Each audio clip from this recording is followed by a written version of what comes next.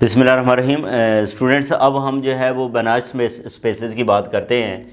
इससे पहले हम नॉर्म स्पेसेस को जो है वो डिफ़ाइन किया और उससे रिलेटेड एक दो थ्योरम किए और फिर उसकी एग्जांपल्स को जो है वो डिस्कस किया। अब हम जो है वो बनाश स्पेसेस की बात करते हैं और ये जो बनाश स्पेसेस हैं बेसिकली इनको कहते हैं कंप्लीट नॉर्म्ड स्पेसेस, यानी कि नॉर्म स्पेसेस के साथ ये वर्ड आ जाएगा कंप्लीट। कंप्लीट जो है वो नॉर्म स्पेसेस वो होती हैं जिसमें हर काशी सीक्वेंस क्या होती है, कन्वर्जेंट होती है। ये हम जो है वो रिज़ल्ट मीट्रिक स्पेस के अंदर जो है वो प्रूव करके आ चुके हैं। तो अब यहाँ पे भी हम जो है वो डिस्कस करते हैं। सबसे पहले तो हमने ये कंसिडर करना है कि एन बी ए नॉर्म लीनियर स्पेस। जब हम कहते हैं कि बुनियादी तौर पे हम लेते हैं n is a non linear space, तो इसका मतलब ये है कि ये एन जो है वो एक वेक्टर स्पेस है और जो तीन प्रॉपर्टीज़ हैं अंडर दैट नॉर्म वो सेटिस्फाई होती हैं, जिसमें हमने ये कहा कि x norm is greater than equal to zero, if is equal to zero, if x is equal to zero. फिर उसमें जो है वो स्केलर नंबर वाला था और तीसरी ट्रायंगुलर इनइक्वालिटी है। तो जब हम अब बुनियादी अब हमारे पास अंडर कंसिडरेशन जो सेट है वो बेसिकली जो है वो एन है जो नॉर्म लीनियर स्पेस है। Then n is also a metric space. वो कहता है एन जो है वो मीट्रिक स्पेस भी है। इस जो नॉर्म स्पेस के बाद जो सेकंड वीडियो थी उसके अंदर में मैंने यही प्रूव किया कि ये जो नॉर्म स्पेस है ये बेसिकली जो है वो मीट्रिक स्पेस भी जो है वो क्या होती है, नॉर्म स्पेस होती है अंडर दी डिफाइंड मीट्रिक। जो मीट्रिक हम में जो है वो डिफ़ाइन किया है उस लेक्चर को आप दोबारा सुन सकते हैं। तो then n is also a metric space under the metric defined by the norm on n. वहाँ पे हमने जो है वो क्या किया था, मीट्रिक को जो है वो डिफ़ाइन किया था। वहाँ पे हमने क्या किया था, मीट्रिक को डिफ़ाइन किया था और मीट्रिक की ये डेफिनीशन थी, मैं इधर जो है वो लिख देता हूँ। मीट्रिक की ये डेफिनीशन थी कि d x y is equal to x minus y norm. ये हमने जो है वो मीट्रिक डिफ़ाइन की थी। इसके अंडर जो है ये क्या होती है, ये n जो है ये हमारे पास मीट्रिक स्पेस भी है। इसका मतलब ये है कि जब ये भी मीट्रिक स्पेस है तो इसके अंदर हम सीक्वेंसेस की बात कर सकते हैं। ये सीक्वेंसेस जो हैं बेसिकली जो लिमिट ऑफ ए सीक्वेंस ये फिर मीनिंगफुल हो जाती है। लिमिट ऑफ ए सीक्वेंस क्या हो जाती है, मीनिंगफुल। अब इस टॉपिक के अंदर जो कि बनाश स्पेसेस का है, पहला हमारा टॉपिक था नॉर्म स्पेसेस, अब वो कंप्लीट हो गए। दूसरा टॉपिक आ गया बनाश स्पेसेस। बनाश स्पेसेस में स्टूडेंट्स ये जो दो सीक्वेंसेस हैं ये बार बार यूज़ होंगी क्योंकि हमने इसके अंदर क्या प्रूव करना है, इसकी कंप्लीटनेस की बात करनी है।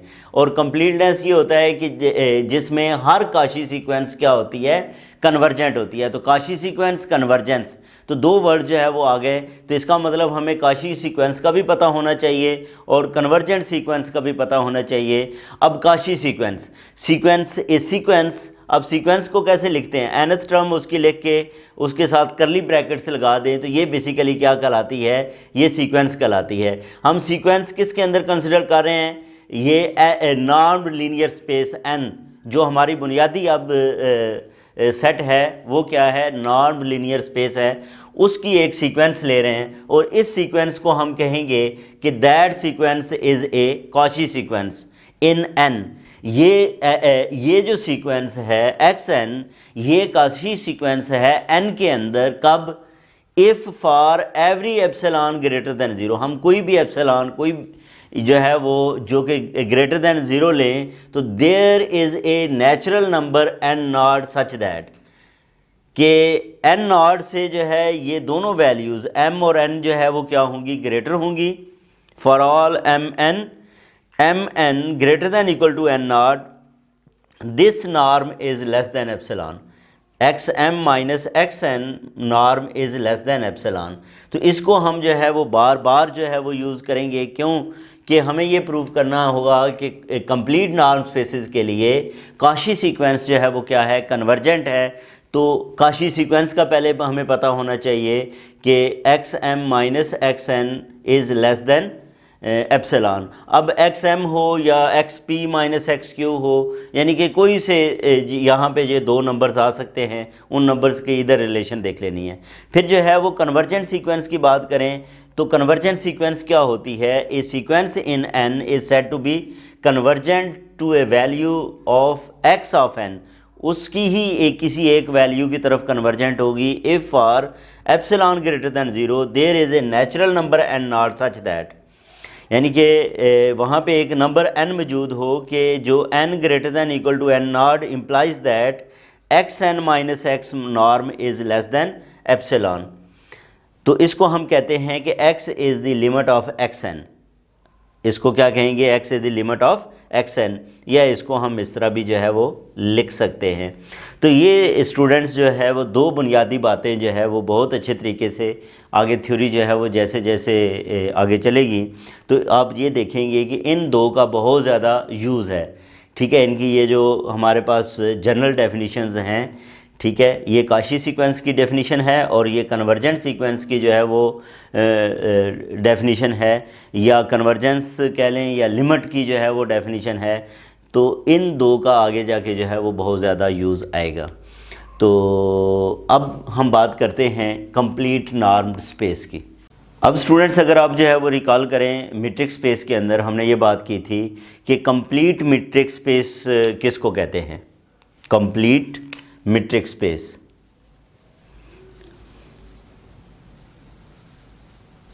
कंप्लीट मीट्रिक स्पेस वो होती है जिसमें हर काशी सीक्वेंस क्या हो? कन्वर्जेंट हो। तो अगर हम जो है वो नॉन लीनियर स्पेस की बात करें तो नॉन लीनियर स्पेस को भी हम कहेंगे कि ये बिनाश स्पेस है या कंप्लीट नॉर्म स्पेस है। बेसिकली कंप्लीट नॉर्म स्पेस है जिसकी वजह इसको जो है वो बनाच स्पेस कहा गया है, क्योंकि बनाच एक जो है वो क्या था? मैथमेटिशियन था, ठीक है, और उसने पोलिश मैथमेटिशियन स्टेफन बनाच, ये 1892 से 1945, अब इसने बेसिकली जो है वो क्या थी? कंप्लीट नॉर्म स्पेस जो है वो डिफ़ाइन की थी, इसलिए इसको जो है वो उसने बनाच स्पेसेस का जो है बाद में इसके बनाच स्पेसेस का जो है वो नाम दिया गया। बेसिकली ये क्या है? Complete norm space. जिस तरह कंप्लीट मीट्रिक स्पेस है कि हर काशी सीक्वेंस जो है वो क्या होती है? इसके अंदर कन्वर्जेंट होती है। तो नॉर्म स्पेस में भी अगर जो है वो हर काशी सीक्वेंस क्या हो? कन्वर्जेंट हो, तो हम उसको क्या कहेंगे कि वो कंप्लीट नॉर्म स्पेस है। जिस तरह हम अभी बात हुई थी कि जो मीट्रिक स्पेस है defined by the metric norm n is complete, यानी कि अगर हम जो है वो मीट्रिक स्पेस की बात करें तो मीट्रिक स्पेस में भी कंप्लीट मीट्रिक स्पेस वो होती है जिसमें हर काशी सीक्वेंस कन्वर्ज करती है। तो क्योंकि नॉर्म स्पेस के अंदर भी हमने जो है वो मीट्रिक फंक्शन को जो है वो डिफ़ाइन किया, मीट्रिक नॉर्म को डिफ़ाइन किया, तो इसका मतलब ये है कि हर काशी सीक्वेंस जो है वो क्या होनी चाहिए? अगर कन्वर्जेंट है तो उसको हम कहेंगे ये सीक्वेंस, ये जो है वो हमारे पास norm space complete norm space है। ठीक है, तो बाकी तो ये बात हो चुकी कि पोलिश मैथमेटिशियन था स्टीफन बनाच, उसने बेसिकली जो है वो ये कंप्लीट नॉर्म स्पेस की बात की। उसके बाद उसके जाने के बाद इस कंप्लीट नॉर्म स्पेस को बनाच स्पेसेस का जो है वो नाम दिया गया। ठीक है, और ये बेसिकली जो है वो फंक्शनल एनालिसिस के जो है वो फाउंडर भी माना जाता है, वन ऑफ द फाउंडर्स जितने भी हैं उनमें एक ये भी है। अब यहाँ पे इसके बाद अब जो है वो स्टूडेंट्स हम क्या करेंगे? इसकी कुछ एग्जांपल्स को जो है वो कंसिडर करेंगे और उसी तरह आगे जो है वो थ्योरी जो है वो बढ़ती जाएगी। तो अब हम जो है वो एग्जांपल्स को डिस्कस करते हैं। अब स्टूडेंट्स हम जो है वो बनाच स्पेसेस की कुछ एग्जांपल्स को डिस्कस करते हैं, जिसमें पहली एग्जांपल क्या है? द स्पेसेस आर एंड सी। ये हम पहले प्रूव करके आ चुके हैं, आर और सी जो है वो बनाच स्पेसेस हैं। आर और C of real numbers and complex numbers are Banach spaces, यानी कि हम नॉर्म स्पेसेस को इनको प्रूव करके आ चुके हैं, ये बनाच स्पेसेस भी हैं। अब बनाच स्पेसेस के लिए बेसिकली हमें क्या प्रूव करना था कि रियल नंबर्स की हर काशी सीक्वेंस कन्वर्जेंट होती है। तो रियल एनालिसिस के अंदर ये जो है वो इसका तफसीलन जो है वो प्रूफ जो है वो मौजूद है। ये रिज़ल्ट हम एज इट इज़ जो है वो यूज़ करेंगे कि ये जो आर है ये बनाच स्पेस है, यानी कि क्या मतलब कि इसमें हर काशी सीक्वेंस जो है वो क्या होती है? कन्वर्जेंट होती है। इसी तरह सिमिलरली जो है वो सेट ऑफ कम्प्लेक्स नंबर्स में भी हर काशी सीक्वेंस क्या होती है? कन्वर्जेंट होती है। अब आगे सेकंड एग्जांपल में ये है कि r raise to power n और इसी तरह c raise to power n are Banach spaces. r n आप लोगों को पता है n टुपल्स, इसके सारे इसके जो एलिमेंट्स होंगे वो x1 x2 x3 up to xn है, और ये जो x1 x2 x3 ये सारे नंबर्स हैं, ये रियल नंबर्स हैं। इसी तरह कम्प्लेक्स नंबर्स के लिए जो है वो हम इससे पहले डिफ़ाइन करके आ चुके हैं कि rn और ये जो cn है ये बेसिकली नॉर्म स्पेसेस हैं। हम यहाँ पे जो है वो ये प्रूव करना चाहते हैं ये बिनाज स्पेसेस हैं, और बिनाज स्पेसेस के हवाले से हम जो है वो बात करके आ चुके हैं कि ये स्पेसेस फिर क्या हैं, कंप्लीट नॉर्म स्पेसेस हैं। ये बेसिकली क्या हैं, ये कंप्लीट नॉर्म स्पेसेस हैं, कंप्लीट नॉर्म्ड स्पेसेस। और कंप्लीट नॉर्म स्पेसेस के लिए बात ये है कि जो है इसमें एवरी कॉची सीक्वेंस कन्वर्जेस। ठीक है, इसका मतलब क्या है कि एवरी कॉची सीक्वेंस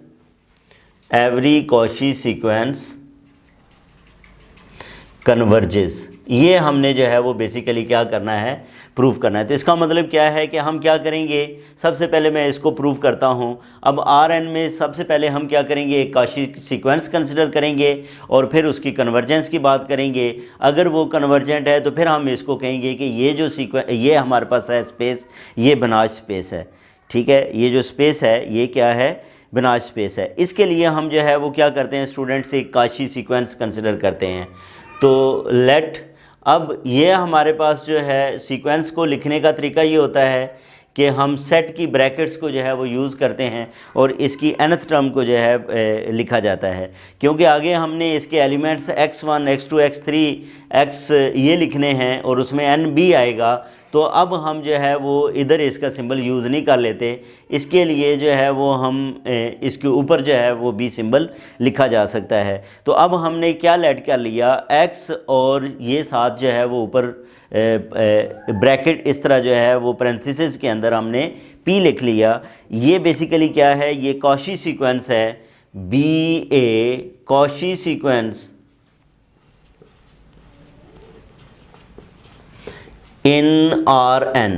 ये Rn के अंदर जो है वो कॉची सीक्वेंस है। ठीक है, Rn बेसिकली ये जो x है, ये x जो है वो ये x कैसा है, x1 x2 x3 so on up to xn, ये वाला है। ये जो मैंने इसमें x लिया है बेसिकली इसका हर एलिमेंट जो है वो n टुपल्स है, x1 x2 x3 up to जो है वो क्या आएगा, xn आएगा। अब मैंने इस एलिमेंट की, इस x की जो है वो साथ ये p लिख के इसको क्या बना लिया है, ये इसकी nth टर्म जिस तरह लिखते हैं तो ये समझ लें कि ये pth टर्म है, और ये हमारे पास कॉची सीक्वेंस है किसके अंदर, Rn के अंदर। ठीक है जी, तो इसको अगर हम मैं अब इस एलिमेंट को जो है वो लिखना चाहूँ तो ये बेसिकली जो है वो xp एलिमेंट वो क्या बनेगा, जैसे मैंने ये कहा कि ये x1 x2 x3 xn है, तो अगर मैं इधर p लिखता हूँ तो हर एक के साथ जो है वो क्या लिखा जाएगा, p लिखा जाएगा। यानी कि x1p और फिर x2p फिर x3p and so on xn p लिखा जाएगा, क्योंकि बुनियादी एलिमेंट जो है वो हमारे पास ये था और साथ जो है वो ऊपर p लिखने की वजह से इस एलिमेंट ये एलिमेंट जो है वो इस तरह जो है वो लिखा जाएगा एंड सो ऑन। अब यहाँ पे जो p की वैल्यू है स्टूडेंट्स वो हमारे पास है 1 2 3। आप लोगों को पता है जो सीक्वेंस होती है, सीक्वेंस क्या होती है ये भी हम जो है वो थोड़ा से बात कर लें। तो सीक्वेंस an लिखते हैं और n किसको बिलोंग करता है, नेचुरल नंबर को। n जो है वो किसको बिलोंग करता है, नेचुरल नंबर को, जिसमें a1 a2 a3 a4 ये जो है वो नंबर्स आते जाते हैं और ये बेसिकली क्या होती हैं, उस सीक्वेंस की टर्म्स होती हैं। तो n जो है ना, जैसे p को हमने 1 2 3 4 अप टू सो ऑन, तो ये बेसिकली जो है वो क्या लिखे हैं हमने, नेचुरल नंबर्स लिखे हैं। ये हमने क्या लिखे हैं, नेचुरल नंबर। तो ये हमारे पास जो है वो क्या है, सीक्वेंस है और ये उसके जो है वो एलिमेंट्स हैं। ये हमने जो है वो लिख ली। हम बेसिकली हमने क्या कहा है कि एक्स पी क्या है, एक काशी सीक्वेंस है। तो यहाँ पे अब हम काशी सीक्वेंस की डेफिनेशन को ले आएंगे, जो अभी हमने पढ़ी उस सीक्वेंस उसकी डेफिनेशन को लेके आएंगे। अगर ये काशी सीक्वेंस है देन वही अल्फाज सारे के सारे जो है वो कॉपी करके यहाँ पे आ जाएंगे। Then for given any epsilon, for given any epsilon greater than 0 there exists, ठीक है, epsilon greater than 0 there is a natural number, there is a natural number n node such that, अगर आप Cauchy sequence की definition को देखें तो बिल्कुल जो है ये मैच हो रही होगी कि फॉर ऑल, अब वहाँ पे एम एन को यूज़ किया था, इधर पी है तो आप जो है वो क्या लिखते हैं, पी क्यू लिख लेते हैं। आप जो है वो यहाँ पे क्या लिख लेते हैं, पी क्यू लिख लेते हैं। और पी क्यू जो है वो क्या होंगे, greater than equal to n not होंगे। पी क्यू जो है वो ग्रेटर दैन इक्वल टू जो है वो क्या होंगे, एन नॉट। तो यहाँ से आपने काशी सीक्वेंस वहाँ पे हमने लिखी थी x m minus x n, इधर जो है वो एक्स पी माइनस एक्स, और इधर जो है वो क्या लिखा जाएगा, क्यू नॉर्म लिखा जाएगा। सिर्फ इसके ये ऊपर जो है वो हम इसको लिख रहे हैं इस वजह से क्योंकि इसके जो नीचे वैल्यूज़ जो हैं वो पहले ही मौजूद हैं, ठीक है। अब इस नॉर्म ये जो है वो नॉर्म इसके इस तरह जो है वो डिफ़ाइन हो गया। अब ये हम जो है वो डिफ़ाइन करके आ चुके हैं कि ये किसके इक्वल होता है, this is equal to sigma I is equal to 1 to n xi p minus xi q, और इधर जो है वो क्या आएगा, मॉड, इधर जो है वो पावर 2 आएगी, और यहाँ पे क्या बनेगा, स्क्वायर रूट, ठीक है जी।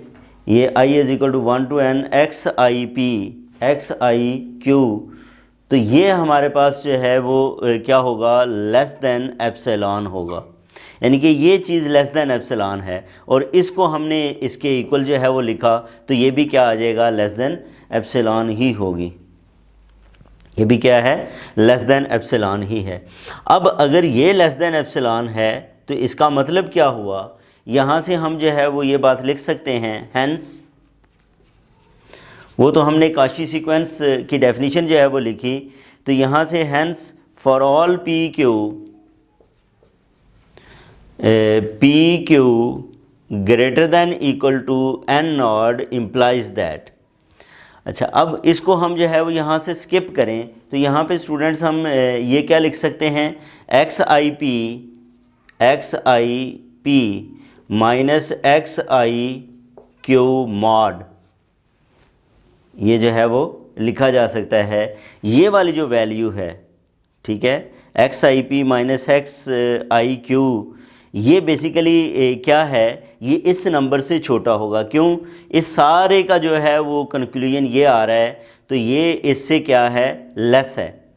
ये क्या है, लेस देन इक्वल है किससे, x p minus x Q से, और ये जो वैल्यू है ये लेस है किससे, एप्सिलॉन से। इसका मतलब ये वैल्यू भी जो है वो इस एप्सिलॉन से जो है वो क्या हो जाएगी, लेस हो जाएगी। ये वैल्यू जो है वो क्या है, इस एप्सिलॉन से जो है वो क्या है, लेस है। इसका मतलब ये है कि ये नंबर्स जो हैं वो बेसिकली क्या हैं, ये वाले जो नंबर्स हैं ये हमारे पास रियल नंबर्स हैं। ये क्या हैं, ये रियल नंबर हैं। I is equal to 1, i is equal to 2, ये एंड सो ऑन। तो so for each i, so for each i, इसको अगर हम जो है वो क्या बनाएं स्टूडेंट्स, सीक्वेंस बना लें, एक्स आई पी, ठीक है, ये क्या है हमारे पास, x i p is a Cauchy sequence of real numbers. ठीक है, ये हमने पहले तो हमारे पास ये एक्स वेक्टर था ना, और ये क्या है, ये रियल नंबर्स हैं। तो for each i x i p is a Cauchy sequence of real numbers, ये Cauchy sequence of real number है। और ये हम बात इससे पहले जो है वो लिख चुके हैं कि आर क्या है, आर इज़ ए कंप्लीट यानी कि बनाज स्पेस है, आर कंप्लीट स्पेस है। ठीक है, since R is complete, since R is complete, R जो है वो क्या है, कंप्लीट है। अगर ये कंप्लीट है तो इसमें हर काशी सीक्वेंस जो है वो क्या होती है, कन्वर्जेंट होती है। इसका मतलब जो है ये जो एक्स आई पी है, सो एक्स आई पी ये जो सीक्वेंस है कन्वर्जेस टू एक्स आई, ये किसको कन्वर्ज करती है, एक्स आई को कन्वर्ज करती है to a real number x i, i is equal to 1 2 3 and so on. ये आई की वैल्यूज़ हैं, ये हमारे पास जो हैं वो क्या हैं, आई की वैल्यूज़ हैं। आई 1 2 3 4 अप टू एन तमाम के लिए ये जो है वो ये कन्वर्ज करती है। ठीक है, एक्स आई पी जो है वो किस तरफ कन्वर्ज कर रही है, एक्स आई की तरफ जो है वो कन्वर्ज कर रही है। ठीक है जी। अब ये अगर जो है वो हमारे पास स्टूडेंट्स कन्वर्जेंट है तो अब यहाँ से हम एक और चीज़ जो है वो लिखेंगे, वो क्या है, बट देन अब अगर कन्वर्जेंट है तो कन्वर्जेंट की डेफिनेशन को भी अब हम जो है वो यूज़ कर सकते हैं। ठीक है, but this implies that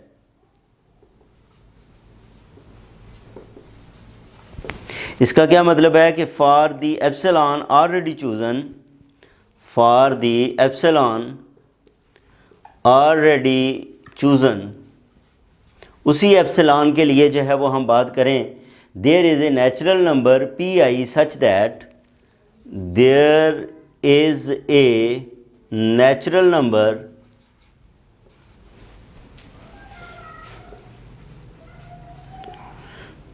P i such that, वहाँ पे हमारे पास जो है वो क्या होगा, नेचुरल नंबर होगा। किस तरह कि for all p, p i is greater than p i implies x, ये जो हमारे पास नॉर्म है x p minus x i p minus x i that is less than epsilon by square root n. इसको हम जो है वो इस तरह लिख सकते हैं। इसको जो है वो इस इक्वेशन को स्टूडेंट्स हम क्या कह लेते हैं, इक्वेशन 1 कह लेते हैं। ठीक है, कि अब एक्स आई पी ये हमने कन्वर्जेंट की डेफिनेशन लगाई है कि अगर हर सीक्वेंस जो है वो एक्स आई को कन्वर्ज करता है, ये जो हर सीक्वेंस है रियल नंबर्स की ये एक्स आई को कन्वर्ज करती है, तो इसका मतलब ये है कि वहाँ पे लाजमी नेचुरल नंबर मौजूद होगा। जैसे आई इज़ इक्वल टू 1 के लिए क्या आएगा, P1, I is equal to 1 के लिए P1, और इधर x1 इधर भी x1, ये आता जाएगा। ठीक, but this implies that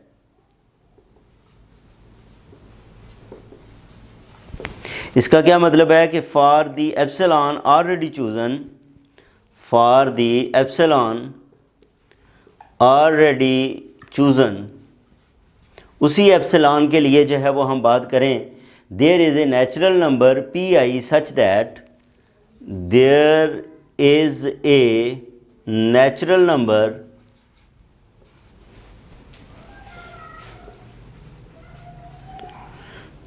P i such that, वहाँ पे हमारे पास जो है वो क्या होगा, नेचुरल नंबर होगा। किस तरह कि for all p i is greater than p i implies x, ये जो हमारे पास नॉर्म है x p minus x i p minus x i that is less than epsilon by square root n. इसको हम जो है वो इस तरह लिख सकते हैं। इसको जो है वो इस इक्वेशन को स्टूडेंट्स हम क्या कह लेते हैं, इक्वेशन 1 कह लेते हैं। ठीक है कि अब एक्स आई पी ये हमने कन्वर्जेंट की डेफिनेशन लगाई है कि अगर हर सीक्वेंस जो है वो एक्स आई को कन्वर्ज करता है, ये जो हर सीक्वेंस है रियल नंबर्स की ये एक्स आई को कन्वर्ज करती है, तो इसका मतलब ये है कि वहाँ पे लाजमी नेचुरल नंबर मौजूद होगा। जैसे आई इज़ इक्वल टू 1 के लिए क्या आएगा, P1, I is equal to 1 के लिए P1, और इधर x1, इधर भी x1, ये आता जाएगा। ठीक है जी, तो ये हमने इस बात को जो है वो लिख लिया। अब हम क्या करते हैं, x को जो है वो कंसिडर करते हैं। अब x जो है वो बेसिकली हमारा वो किसके इक्वल है, x इज़ इक्वल टू है x1 x2 up to xn। ठीक है, ये x जो है वो क्या है, x1 x2 x3 up to xn। ये हमारे पास जो है वो क्या है, x है, जिसमें ये जो एक्स आई है, ये हमारे पास एक्स आई है वो किसके इक्वल है, वो बेसिकली लिमिट है। वो क्या है, limit p approaches to infinity. मैंने जब कन्वर्जेंट की बात की थी तो वहाँ पे मैंने इसकी लिमिट की भी बात की थी कि इसको इस तरह जो है वो लिमिट की फॉर्म में लिखा जा सकता है कि इसकी जो लिमिट है वो क्या है, एक्स आई है, यानी कि x1 p की लिमिट x1 है, x2 p की लिमिट x2 है, एंड सो ऑन। ठीक है जी, तो इसका मतलब ये हुआ कि x जो है वो किसको बिलोंग करता है, Rn को बिलोंग करता है। ठीक है, x किसको बिलोंग करता है, Rn को बिलोंग करता है। अब हम ये शो करते हैं, वी शो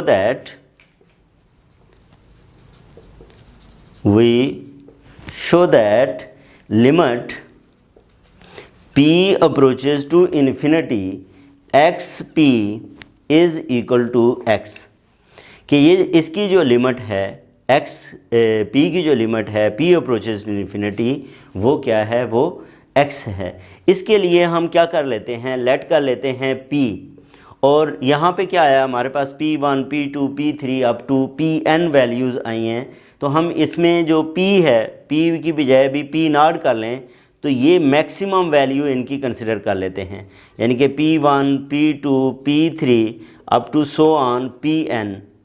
ये जितने भी p थे इन तमाम में से हमने क्या किया, इनकी मैक्सिमम वैल्यू को कंसिडर किया। मैक्सिमम वैल्यू को कंसिडर करके हम ये कहते हैं कि for all p greater than equal to P0, p greater than equal to P0 greater than equal to N0।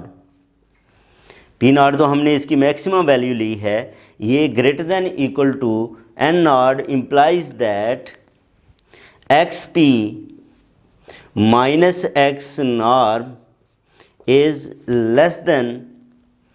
ठीक है, ये जो है वो xp माइनस ये जो नॉर्म है इसको जो है वो अगर उसी डेफिनेशन के मुताबिक लिखें तो वो क्या लिखी जाएगी, x i p minus x i mod square sigma i is equal to 1 to n, और इसका जो है वो square root that is less than epsilon.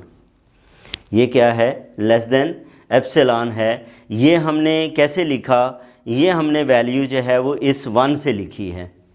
ये वैल्यू जो है वो हमने कहाँ से लिखी है, इस 1 से लिखी है कि इसके ऊपर अगर हम जो है वो किसको ऑपरेट कर दें, सिग्मा को जो है वो ऑपरेट करें, इसके ऊपर जो है वो किस वैल्यू को ऑपरेट कर दें, sigma i is equal to 1 to n, तो ये वाली जो वैल्यू है वो हमारे पास क्या आ जाती है, लेस दैन एप्सिलॉन आ जाती है। तो ये रिज़ल्ट हमने किससे लिखा है, बाय 1 लिखा है। इसका मतलब ये है कि इन सारी बात से ये पता चला कि ये जो xp है सीक्वेंस, ये किसको कन्वर्ज करती है, ये x को कन्वर्ज करती है। ठीक है, xp जो sequence converges to x, xp sequence hence xp sequence converges to x। ये किसको कन्वर्ज करती है, x को, और x जो है वो किसको बिलोंग करता है, आर एन को बिलोंग करता है। Which shows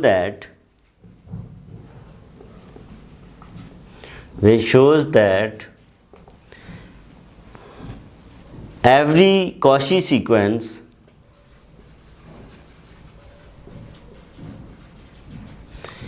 in Rn is convergent. Hence, Rn is a complete normed space, या इसको कहेंगे बनाज स्पेस। ये क्या है, ये बनाज स्पेस है। इसी तरह स्टूडेंट्स हम जो है वो सी एन को भी जो है वो क्या कर सकते हैं, बिल्कुल सिमिलर स्टेप्स के ऊपर, सिर्फ इसमें जो जहाँ पे हमने x कंसिडर किया है उसकी जगह पे जो है वो z को कंसिडर कर लें तो ये चीज़ जो है वो प्रूव की जा सकती है। तो बहरहाल अभी हमने एक बात सिर्फ जो है वो प्रूव की है कि Rn जो है वो क्या है, बनाज स्पेस है। इसके बाद जो है वो हम नेक्स्ट वीडियो के अंदर देखेंगे कि L इन्फिनिटी वो भी जो है वो क्या है, वो भी बनाज स्पेस है। उसको हम नेक्स्ट वीडियो में डिस्कस करेंगे। अपना ख्याल रखें। अल्लाह हाफ़िज़।